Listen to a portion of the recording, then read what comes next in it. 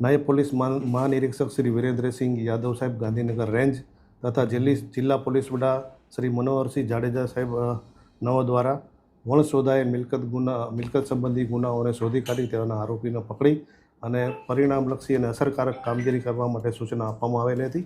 જે અનુસંધાને અરવલ્લી જિલ્લાના સ્પેશિયલ ઓપરેશન ગ્રુપના police inspector Shri PB Jadeja Chaudhary સાહેબ તથા તેમની ટીમ છે રાઠોડ સાહેબ તથા અન્ય ટીમના માણસોને એક બાતમી મળેલી જે ધનસુરા પોલીસ સ્ટેશનના ગુના નંબર 0218/2026 ભારતીય ન્યાય સંહિતાની કલમ 308(4) મુજબનો ગુનાનો આરોપી છે એ ધનસુરાથી મોડાસા તરફ આવી રહેલ છે।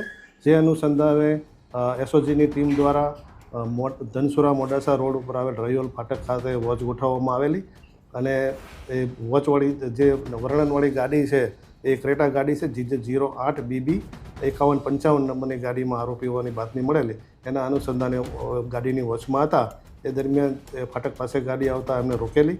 તેમાં 2 ઈસમો મળી આવેલા। એ બંને ઈસમોની યુક્તિ પ્રયુક્તિ અને પૂર્વક પૂછપરછ કરવામાં આવેલી, તેથી તેઓએ જે ધનસુરા ખાતે જે ગુનો બનેલ છે એ ગુનાની કબૂલાત આપેલી। જે આધારે તેમની અટકાયત કરવામાં આવેલી। તેમની પાસેથી રોકડ રૂપિયા 1 લાખ, સોનાની ચેન 80,000 રૂપિયાની, સોનાની વીંટી 25,000 રૂપિયાની, સોનાની કાનની બુટી, પછી ચૂની તથા ચાંદીના અમુક દાગીના તથા જુદી જુદી કંપનીના 5 મોબાઈલ મળી કુલ 9,90,000નો મુદ્દામાલ એમની પાસેથી હસ્તગત કરવામાં આવેલ છે। ધનસુરા પોલીસ સ્ટેશનનો 100% મુદ્દામાલ એમની પાસેથી કબજે કરવામાં આવેલ છે। આ આરોપીઓના જે નામ છે એ સિકાનાથ ધનાનાથ જાતે નાથ તથા રામનાથ સમજુનાથ જાતે નાથ છે। એ બંને ધનિયાવાડા ગામ છે, તાલુકો દાંતીવાડા, જિલ્લા બનાસકાંઠાના રહેવાસી છે અને આ લોકોની એમો છે કે બંને આરોપીઓ છે એ ગામે ગામ પોતાની ગાડી લઈને જાય અને ત્યાં લોકોને એમના ઉપર જે દુઃખ છે એને દૂર કરવા માટે લાલચ ને એવું બધું આપે, બરાબર, એના સોના ચાંદીના દાગીના અને રોકડ રકમ પડાવી લેતા હતા।